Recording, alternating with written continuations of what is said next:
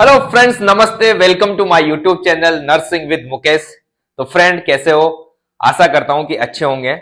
Friend, जैसा कि आप सबको पता है, हमारा चल रहा है नर्वस सिस्टम, और नर्वस सिस्टम में हम पढ़ रहे हैं ब्रेन। और ब्रेन में फ्रेंड, पिछली क्लास में हमने बात की थी फोर ब्रेन की बात कर रहे हैं हम, जिसमें टेलेनसेफेलोन में हमने सेरेब्रल हेमिस्फीयर की बात की। फिर कल वाली क्लास में बेसल गैंग्लिया, हिप्पोकैम्पस और एमाइगडाला की बात की थी, जो कि यहां पे अच्छी तरह समझाया था और आपको समझ में आया होगा, आशा करता हूं। ठीक है। उसके बाद फ्रेंड, फोर ब्रेन के दो पार्ट बताए थे मैंने। एक होता है टेलेनसेफेलोन, एक होता है डायनसेफेलोन। तो आज जो हम बात करेंगे फ्रेंड, फोर ब्रेन में डायनसेफेलोन की बात करेंगे। वो भी हेडिंग डाल देता हूं मैं यहां पे। और देखो ये डायग्राम कितना महत्वपूर्ण है, अभी तक चल रहा है ये डायग्राम। ठीक है फ्रेंड। और जो भी फ्रेंड फर्स्ट बार इस क्लास को देख रहा है, चैनल को सब्सक्राइब करें, अपने दोस्तों को भेजे। फ्री की क्लास है एनाटॉमी एंड फिजियोलॉजी की। एंजॉय करो क्लासों को, कोई लोड नहीं लेना फ्रेंड। ठीक है ना, एंजॉय के साथ पढ़ो। ठीक है। तो फ्रेंड, आज हम बात करेंगे डायनसेफेलोन। क्या है डायनसेफेलोन, वो सारी बात करेंगे। आपको पता है, अगर आपने मेरी क्लास से कंटिन्यू देखी होगी, तो डायनसेफेलोन में क्या क्या चीजें आती है? Thalamus and hypothalamus. फिर भी यहां कुछ स्ट्रक्चर उसके आसपास होती है, उनकी भी बात करते हैं। तो स्टार्ट करते हैं। आज की हेडिंग डालेंगे डायनसेफेलोन, बट जो थंबनेल पे आप देख रहे हो थैलेमस और हाइपोथैलेमस है हेडिंग, बट यहां हम बात करेंगे डायनसेफेलोन, जिससे कि आपको समझने में दिक्कत नहीं हो फ्रेंड। ठीक है ना फ्रेंड? और दिख रही है आपको, क्लियरिटी आ रही है, दिख रही, क्लियर दिख रहा है आपको? ठीक है। तो फ्रेंड, जो आज की हमारी हेडिंग है वो है डायनसेफेलोन।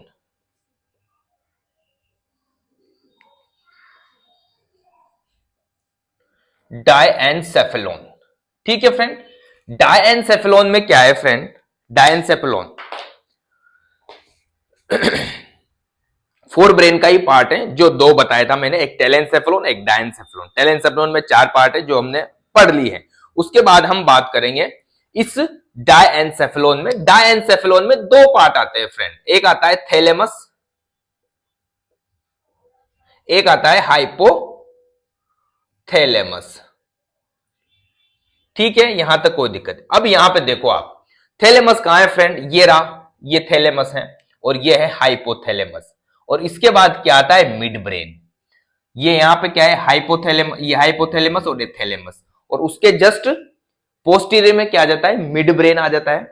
तो यहां पे देखो, इससे क्या समझे आप? इससे ये समझ में आ रहा है कि भाई जो हमारा जो डायनसेफेलोन है ना, ये क्या काम करता है? डायनसेफेलोन जो सेरेब्रम है, उसको इस मिड ब्रेन से जोड़ने का काम करता है, उसको कनेक्ट करने का, क्योंकि बीच में स्ट्रक्चर है, ये मिड में है। सेरेब्रम और मिड ब्रेन के बीच में स्ट्रक्चर है कौन? थैलेमस और हाइपोथैलेमस। तो ये दोनों चीजें है ना फ्रेंड, थैलेमस और हाइपोथैलेमस क्या करती है? सेरेब्रम को किससे कनेक्ट करती है? मिड ब्रेन से। किससे कनेक्ट करती है? मिड ब्रेन से। तो यहां पे फ्रेंड, जो मेन दो स्ट्रक्चर आएगी इस डायनसेफेलोन में, एक आएगी थैलेमस और एक आएगी हाइपोथैलेमस, जिसकी हम थोड़ी देर बाद में डिटेल में बात करेंगे। इसके साथ साथ कुछ यहां पे दो तीन स्ट्रक्चर ऐसी भी है जिनके बारे में भी थोड़ी सी नॉलेज ले लेते हैं, बट उनको अलग चैप्टर में पढ़ेंगे हम। यहां पे देखो, यहां पे ये जस्ट थैलेमस के पोस्टीरियर में ये क्या है फ्रेंड? Pineal gland. इसको मैं यहां नीचे लिख दूं, इधर लिख दूं, ये है पीनियल ग्लैंड। कौन सी ग्लैंड है फ्रेंड? Pineal gland. तो यहां पे हम बात करें, एक बात करेंगे अभी थोड़ी देर, इसके लिए भी बात करेंगे, पीनियल ग्लैंड। पीनियल ग्लैंड क्या है फ्रेंड? Endocrine gland. क्या है फ्रेंड? एंडोक्राइन ग्लैंड है ये, हमारे एंडोक्राइन सिस्टम का पार्ट है। अब यहां पे ये जैसे एंडोक्राइन शब्द आता है, तो आपके दिमाग में एक बात क्लिक होनी चाहिए फ्रेंड, कि सर एंडोक्राइन और एक हमने नाम सुना था हेक्सोक्राइन। तो फ्रेंड, एंडोक्राइन और हेक्सोक्राइन में क्या अंतर है? जो एंडोक्राइन होती है, एंडोक्राइन ग्लैंड, वो हार्मोन सिक्रेट करती है, और हेक्सोक्राइन जो होती है वो हार्मोन सिक्रेट नहीं करती, बल्कि अदर जो सिक्रेशन है उसके एंजाइम है, जैसे जूस है, अदर टाइप के, वो सिक्रेट करती है। मेन फंक्शन या मेन डिफरेंस की बात करें हम फ्रेंड एंडोक्राइन एंड हेक्सोक्राइन में, जो हेक्सोक्राइन ग्लैंड है वो जो अपने सिक्रेशन है वो एक डक्ट के द्वारा डालती, हेक्सोक्राइन डक्ट के द्वारा उसका जो सिक्रेशन ग्लैंड सिक्रेट करेगी और डक्ट के द्वारा वो ब्लड स्ट्रीम में जाएगा। ठीक है। एंडोक्राइन में क्या होता है फ्रेंड, जो भी सिक्रेशन होता है, क्या सिक्रेट होगा, हार्मोन, तो हार्मोन डायरेक्ट ब्लड स्ट्रीम में जाता है। तो ये दो अंतर होते हैं, एक तो एंडोक्राइन क्या करती है, हार्मोन सिक्रेट करती है और अपना जो सिक्रेशन है वो डायरेक्ट ब्लड स्ट्रीम में डालती है। एक्सोक्राइन क्या करती है, अपना जो सिक्रेशन है उसको किस में डालती है, डक्ट के द्वारा ब्लड स्ट्रीम में डालती है, और यहां पे एक्सोक्राइन हार्मोन सिक्रेट नहीं करती। ठीक है फ्रेंड, तो ये है पीनियल ग्लैंड। पीनियल ग्लैंड क्या है फ्रेंड, एंडोक्राइन ग्लैंड है। ठीक है। अब यहां पे थोड़ी सी पीनियल ग्लैंड के बारे में भी बात कर ले, जब नाम ही आ गया तो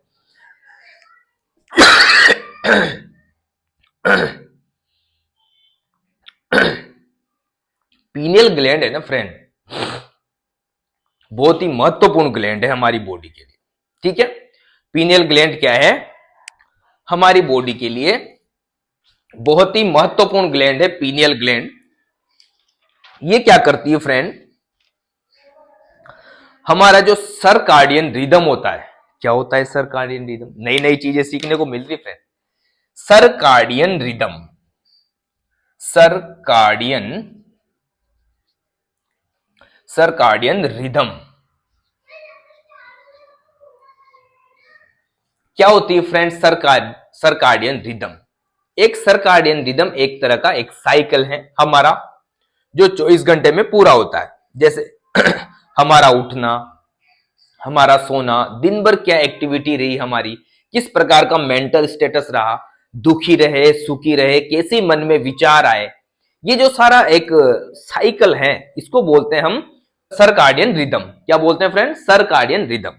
अब यहां पे ये क्या करती है, पीनियल ग्लैंड इस सर्काडियन रिदम को रेगुलेट करती है। रेगुलेट करती किसके द्वारा, यहां पे एक हार्मोन सिक्रेट करती पीनियल ग्लैंड। कौन सा हार्मोन सिक्रेट करती है, मेलाटोनिन, नाम सुना होगा फ्रेंड आपने, मेलाटोनिन। अब ये जो मेलाटोनिन है ना फ्रेंड, ये लाइट और डार्कनेस, अंधेरे और उजाले में अपना रेस्पॉन्स देता है। यानी एक तरह से यूं सोचो, अंधेरे उजाले की वजह से इसका सिक्रेशन अफेक्ट होता है। अब क्या होता है फ्रेंड, आपको पता है जब आप सोते हो तो जैसे आप जैसे कमरे में गए सोते हो तो लाइट बंद करते हो ना, तो लाइट बंद करते हो तो अंधेरा हो जाता है। जैसे अंधेरा होता है आपको गहरी नींद आती है, नींद अच्छी आती है अंधेरे में। उजाले में बहुत से लोगों को उजाले जिनको आती है वो अपवाद है, बट अंधेरे में नींद बहुत आती है। अंधेरे में क्या होता है, डार्कनेस में क्या होगा, ये जो अंधेरा होगा वहां पे मेलाटोनिन का सिक्रेशन अधिक करेगी कौन, पीनियल ग्लैंड, और जहां पे उजाला होगा वहां पे इसका सिक्रेशन कम होगा। ठीक है ना। तो इसको इसलिए इसको पीनियल ग्लैंड को क्या बोला जाता है फ्रेंड, बायोलॉजिकल क्लॉक भी बोला जाता है। बायोलॉजिकल क्लॉक, ये अपने आप आदमी को जगा देती है। जैसे उजाला होता है, सूर्य उदय होता है, आदमी की अपने आप नींद खुल जाती है। जैसे ही रात होती है, अंधेरा होता है, सूरज छिपने लगता है तब, या छिप जाता है, अंधेरा हो जाता है तब अपने को ऐसा आलस से आने लग जाते हैं। ठीक है ना। तो क्या है, ये बायोलॉजिकल क्लॉक है। और इसको एक और चीज बोलते हैं थर्ड आई, थर्ड आई भी बोला जाता है इसको। और पीनियल ग्लैंड की बात करें फ्रेंड, तो जैसे जैसे उम्र बढ़ती जाती है ये कैल्सीफाई होती जाती है, कैल्सीफाइड हो जाती है। क्या हो जाती है, कैल्सीफाई, मतलब एक तरह से सिकुड़ती जाती है पीनियल ग्लैंड। क्या होती है, पीनियल ग्लैंड सिकुड़ती जाती है। आपको पता होगा जो भी बूढ़े व्यक्ति है उनकी स्लीप डिस्टर्ब हो जाती है, कब सोना जागना, उनको प्रॉपर एकदम चिड़चिड़ा स्वभाव ऐसा रहता है ना बूढ़े व्यक्तियों का, है ना, एज्ड पर्सन का। तो इसी की वजह से होता है क्योंकि उनकी जो पीनियल ग्लैंड है ना फ्रेंड वो सिकुड़ गई, छोटी हो गई, तो वो प्रॉपर मेलाटोनिन का सिक्रेशन नहीं कर पा रही, या इस लाइट और डार्कनेस से इस पे कोई असर नहीं हो रहा। ठीक है ना फ्रेंड। तो ये थी पीनियल ग्लैंड। इसके बारे में जब हम एंडोक्राइन सिस्टम पढ़ेंगे तो वहां डिटेल में बात करेंगे। मैंने तो यहां बताया था कि यहां पे पीनियल ग्लैंड होती है, ये वाली पीनियल ग्लैंड जो कि हमारे थैलेमस के आसपास होती है, थैलेमस और हाइपोथैलेमस के। तो इसके बारे में थोड़ा सा मैंने बताया था। ठीक है फ्रेंड, अब यहां पे एक स्ट्रक्चर और होती है फ्रेंड, उसके बारे में भी थोड़ी सी बात कर ही लेते हैं जब पढ़ ही रहे तो। गले में क्या हो गया यार, गले में किच किच, विक्स की गोली लो। नहीं, विक्स विक्स नहीं लेना चाहिए यार, ठीक है ना फ्रेंड, विक्स मत लिया करो, किच किच होती तो। लौंग और काली मिर्च खा लो, अभी सर्दी में तो बहुत बढ़िया है। उसके बाद एक और स्ट्रक्चर होती है यहां पे, ये देखो, ये वाली जस्ट हाइपोथैलेमस के नीचे है, इसको बोलते हैं ऑप्टिक चश्मा भी बोल सकते हो, या ऑप्टिक चियस्मा भी बोल सकते हो। और एक होती है पिट्यूटरी ग्लैंड।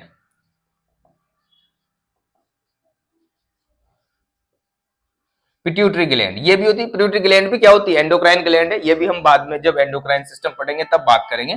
बट थोड़ा सा यहाँ ऑप्टिक जो चश्मा है उसके बारे में बात करते हैं। ऑप्टिक चश्मा क्या होता है?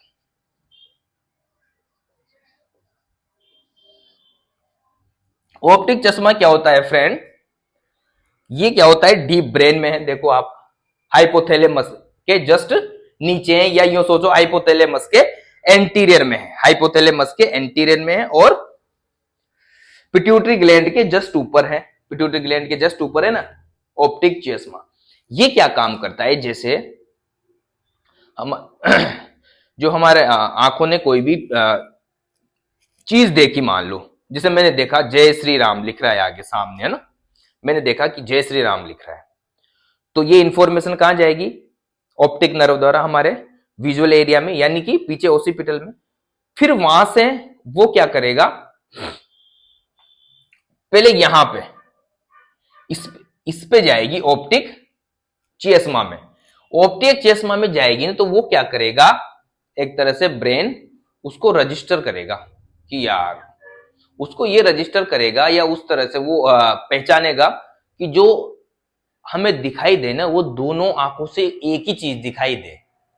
इस प्रकार वो ये काम कौन करता है, ऑप्टिक चश्मा। ये क्या करता है कि लेफ्ट और राइट दोनों आंखों से जो जय श्री राम लिखा है ना, वो जय श्री राम ही दिखना चाहिए दोनों आंखों से। वो काम कौन करता है, ये ऑप्टिक चश्मा। जैसे कि मान लो एक आंख से ऐसा थोड़ी हो कि आपको एक आंख से जय श्री राम दिखता है और दूसरी आंख से जय बजरंगबली दिखता है, ऐसा नहीं दिखता ना। तो दोनों आंखों से हमें एक ही चीज दिखाई देती है, उस चीज को मेंटेन कौन करता है, ये ऑप्टिक चश्मा। ठीक है ना, इसके बारे में थोड़ी सी हमने यहां बात की। उसके बाद पिट्यूटरी ग्लैंड है जो भी हाइपोथैलेमस के नीचे है, ये क्या करती है, ग्रोथ हार्मोन का सिक्रेशन करती है, ये भी एंडोक्राइन ग्लैंड है। इसको भी हम बाद में बात करते हैं। अब आते हैं हमारे टॉपिक पे। हमारा टॉपिक क्या है आज का, थैलेमस एंड हाइपोथैलेमस। अरे क्या हो गया। ये फ्रेंड क्या है, लेटरल व्यू है हमारे ब्रेन का, और ये है फ्रंटल व्यू, ऐसे। ठीक है, लेटरल व्यू ऐसे ऐसे देख रहे हो आप, और फ्रंटल व्यू ऐसे देख रहे हो। तो यहां पे देखो, यहां पे क्या है, ये थैलेमस है और ये हाइपोथैलेमस है। ठीक है ना, इस प्रकार। तो यहां पे, और यहां पे ये जो ब्लू कलर का दिखाई दे रहा है, ये है थैलेमस, और इसके नीचे एंड जस्ट सामने है हाइपोथैलेमस। ठीक है फ्रेंड, और ये क्या है, वेंट्रिकल्स। ये वेंट्रिकल है, कौन सा वेंट्रिकल, लेटरल वेंट्रिकल, और ये है थर्ड वेंट्रिकल। ठीक है ना, ये कौन सा है, थर्ड वेंट्रिकल। इसलिए लिख रहा हूं क्योंकि ये इसके आसपास ही स्ट्रक्चर स्थित है, इसलिए इसको मैं यहां पे लिख रहा हूं। ये दोनों हेमिस्फीयर है, कैसे भी बोल सकते हो, अगर आगे से देखो तो राइट या लेफ्ट बोल सकते हो इसको। ठीक है ना, तो ये क्या हो गए, ये थैलेमस है और ये हाइपोथैलेमस है। अब थैलेमस की बात देखो, यहां पे भी थोड़ा सा स्ट्रक्चर को अगर मैं थोड़ा सा चेंज करना चाहूं, तो यहां पे आप लिख सकते हो, इसको कर सकते हो एक तरह से अंडाकार। ये जो स्ट्रक्चर होती है हाइपोथैलेमस फ्रेंड, जो हाइपोथैलेमस है वो एग शेप्ड होती है। कैसी शेप्ड होती है इसकी, एग शेप्ड होती है। जो थैलेमस होता है वो अंडाकार स्ट्रक्चर होती है। कैसी स्ट्रक्चर होती है फ्रेंड, अंडाकार स्ट्रक्चर होती है हाइपोथैलेमस। और देखो ये क्या है, यहां पे राइट और लेफ्ट हेमिस्फीयर को कौन जोड़ता है, कॉर्पस कैलोसम। कॉर्पस कैलोसम जो कि ये दिखाई दे रहा, इसके जस्ट नीचे होती है और थर्ड वेंट्रिकल के दोनों साइड में होती है, ठीक है ना। जो ये थैलेमस होता है वो कार्पस कैलोसम के जस्ट नीचे, या यूं भी बोल सकते हो लेटरल वेंट्रिकल के नीचे और थर्ड वेंट्रिकल के जस्ट लेटरल साइड में, दोनों साइड में क्या होती है फ्रेंड, थैलेमस होती है लेटरल वेंट्रिकल के दोनों साइड में, ठीक है ना। और यहां पे फ्रेंड जो ये थैलेमस है इसमें भी क्या होता है, व्हाइट मैटर और ग्रे मैटर। मैंने बताया था फ्रेंड ब्रेन में व्हाइट मैटर कहां होगा, डीप में होगा, ग्रे मैटर सुपरफिशियल होगा। तो यहां पे जो इसकी स्ट्रक्चर है, जो डीप में, तो कौन सी इसकी डीप की बात करें तो व्हाइट मैटर, और सुपरफिशियल बात करेंगे तो ग्रे मैटर बनाएगी ये हमारे ब्रेन का, ये थैलेमस का, यूं कह सो थैलेमस का भी बना सकती है, ठीक है ना।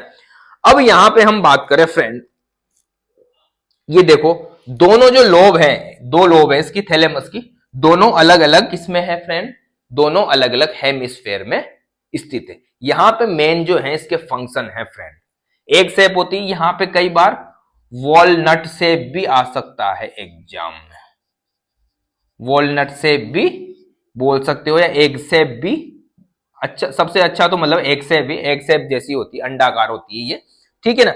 अब यहां इसके फंक्शन की बात करें फ्रेंड, थैलेमस का मेन फंक्शन क्या होता है, फंक्शन की हम बात करें, थैलेमस की मेन फंक्शन क्या होता है, ये मेन फंक्शन जो मोस्ट इंपोर्टेंट फंक्शन है, रिले स्टेशन के रूप में कार्य करता है। ये किसके लिए, रिले स्टेशन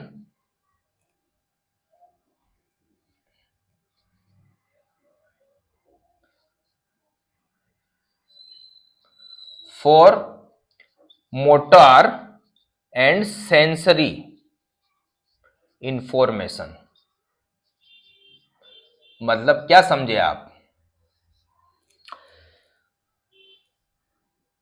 सेंसरी कहां से आती है, बॉडी पार्ट से आती है या सेंसरी ऑर्गन से आती है, और कहां पे जाती है, ब्रेन पे जाती है, सेंसरी इंपल्स या सेंसरी नर्व इंपल्स या सेंसरी इंफॉर्मेशन, ठीक है। और मोटार जो आएगी वो इस सेरेब्रल कॉर्टेक्स से आएगी, ठीक है ना, इस सेरेब्रल कॉर्टेक्स से ऐसे आएगी, ठीक है, सेरेब्रल कॉर्टेक्स से आएगी और कहां जाएगी, थैलेमस में जाएगी। तो थैलेमस में, सेरेब्रल कॉर्टेक्स आके थैलेमस में जाती है मोटार, और नीचे से आती है जब वो जब ब्रेन में जाएगी तब भी वो थैलेमस में जाएगी। तो यहां पे फिर क्या होता है, ये रिले स्टेशन है, यहां पे उन इंफॉर्मेशन की प्रोसेसिंग होती है, उनकी रिफाइनरी होती है, उनको साफ सफाई की जाती है उन इंफॉर्मेशन की, कौन सी गलत है कौन सी सही है, किस प्रकार उनको किया जाता है। जैसे कि हमने बात की थी किसमें, गैंग्लिया में, वो भी यही काम करता है कि जो भी इंफॉर्मेशन आती है उसको फिल्टर करता है, फिर आगे भेजता है। तो यहां पे जो मेन फंक्शन होगा फ्रेंड हमारे थैलेमस का, वो क्या करेगा, क्या है, मोटार और सेंसरी इंफॉर्मेशन के लिए वो रिले सेंटर के रूप में काम करता है, ठीक है ना फ्रेंड। जो भी सेंसरी ऑर्गन से आएगी, ओल्फैक्टरी को छोड़ के, यहां ध्यान रखना ओल्फैक्टरी अपवाद है, यहां ओल्फैक्टरी, सेंसरी में जो ओल्फैक्टरी सेंसेशन आएगा उस पे इसका कोई लेना देना नहीं है, किसका, इस थैलेमस का, ध्यान रखना, स्मेल वाला कई बार पूछ ले, ये अपवाद है, ओल्फैक्टरी जो सेंसेशन है वो नहीं आएगा इस पे थैलेमस में, ठीक है। दूसरा फंक्शन और क्या हो सकता है फ्रेंड, दूसरा, हाँ, महत्वपूर्ण रोल अदा करता है सेक्सुअल स्टिमुलाई में, किसमें, सेक्सुअल स्टिमुलाई या कामोत्तेजना, सेक्सुअल स्टिमुलाई, सेक्सुअल स्टिमुलाई में भी महत्वपूर्ण भूमिका निभाता है ये, कौन, हमारा थैलेमस और हाइपोथैलेमस दोनों, थैलेमस और हाइपोथैलेमस दोनों इसमें सेक्सुअल स्टिमुलाई, या यूं बोल सकते हो सेक्सुअल एरोजोल, एक शब्द है एरोजल इसको बोलते हैं, कामोत्तेजना, उसमें भी ये महत्वपूर्ण भूमिका निभाता है, ठीक है। हम अल्टर रहते हैं, हम जगे हुए रहते हैं, या हम कॉन्शियस रहते हैं, consciousness and alertness, consciousness and alertness, consciousness and alertness, वो भी यही महत्वपूर्ण भूमिका कौन निभाता है इसमें, हमारा थैलेमस। जैसे हमें एक्टिव रखती है या हम ऐसे कॉन्शियस रहते हैं, उसकी वजह से भी, किसकी वजह से रहते हैं, वो इस थैलेमस की वजह से। अगर थैलेमस में दिक्कत हो जाए तो हम अनकॉन्शियस हो सकते हैं, है ना, लेजी टाइप रहेंगे, लेथार्जी टाइप रहेगी, कोई भी अगर इसमें नर्व का थोड़ा बहुत भी डैमेज हो जाता है तो मेमोरी और लर्निंग में भी महत्वपूर्ण भूमिका निभाता है ये। मेमोरी एंड लर्निंग में भी महत्वपूर्ण भूमिका निभाता है कौन? थैलेमस। तो ये था फ्रेंड थैलेमस, कुछ ज्यादा खास नहीं है। मेन ध्यान रखना थैलेमस का, एक तो ये मोटर और सेंसरी इंफॉर्मेशन के लिए रिले सेंटर का काम करता है और सेक्सुअल स्टिमुलाई में महत्वपूर्ण भूमिका निभाता है। ठीक है, इतना ही था थैलेमस के बारे में। अब हम बात करेंगे हाइपोथैलेमस के बारे में। ठीक है फ्रेंड, हाइपोथैलेमस। हाइपोथैलेमस क्या है फ्रेंड? है तो छोटी मोटी सी स्ट्रक्चर है ये, छोटी सी, देखो आप देख रहे हो जस्ट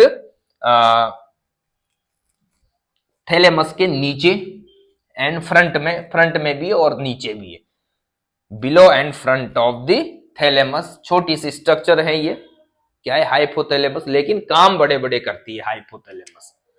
क्या है छोटी सी स्ट्रक्चर हाइपोथैलेमस, लेकिन काम इसके बड़े बड़े करती है। और ये किससे बनी होती है? बहुत सारे न्यूक्लियाई से बनी होती है, सेवेरल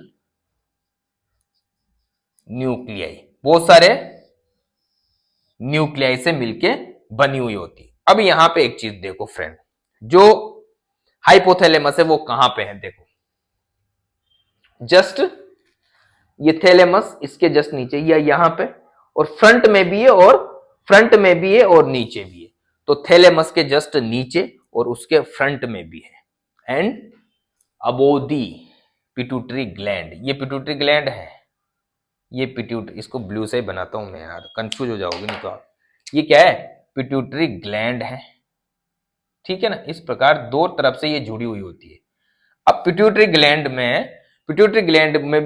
ग्लैंड का जो हार्मोन का सिक्रेशन का मेंटेन रेगुलेशन करता है वो भी कौन करता है? हाइपोथैलेमस करता है। क्या करता है?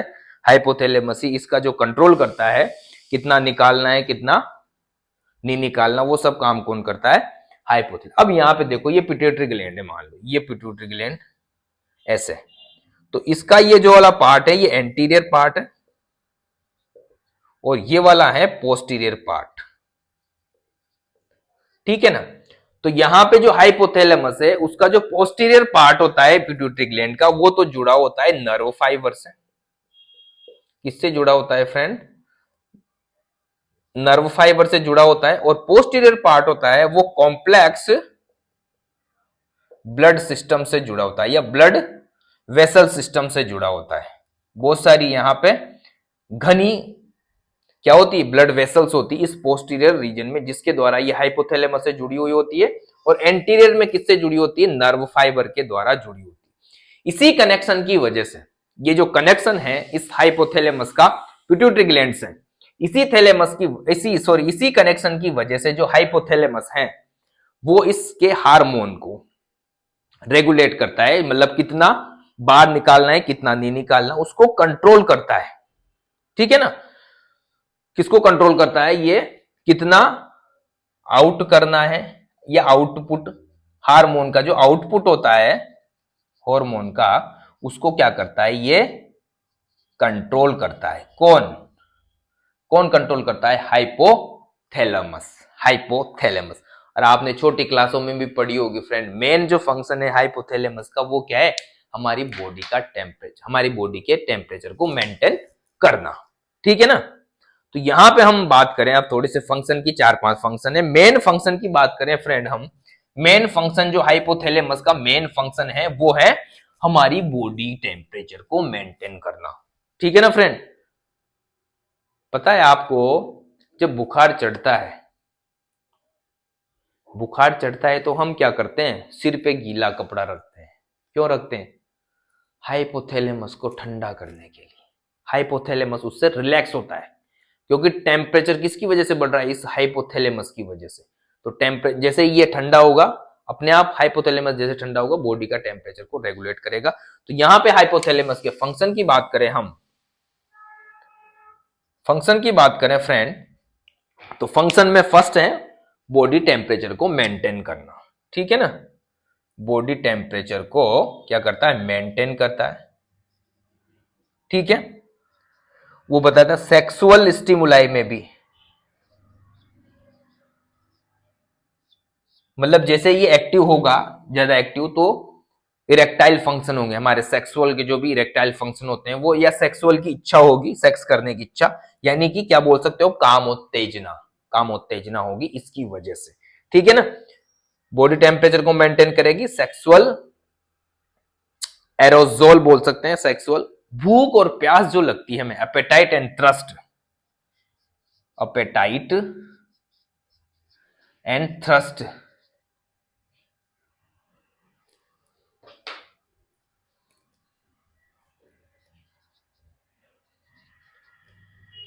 एपेटाइट एंड जो थ्रस्ट हमें लगती है, प्यास लगती है, वो भी इसी की वजह से लगती है। किसकी वजह से फ्रेंड, इस हाइपोथैलेमस की वजह से।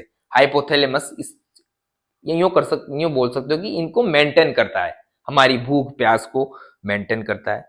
सर्काडियन रिदम को भी ये क्या करता है, कंट्रोल करता है या रेगुलेट करता है। सर्काडियन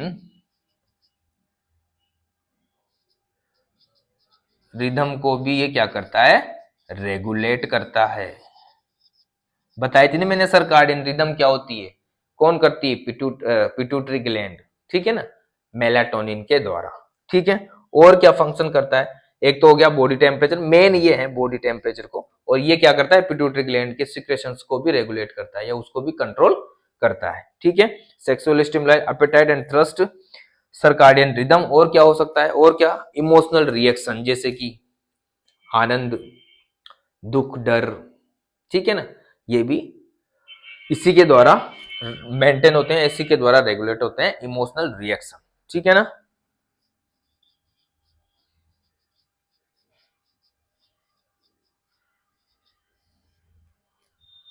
तो ये काम है फ्रेंड हमारे इस हाइपोथैलेमस के।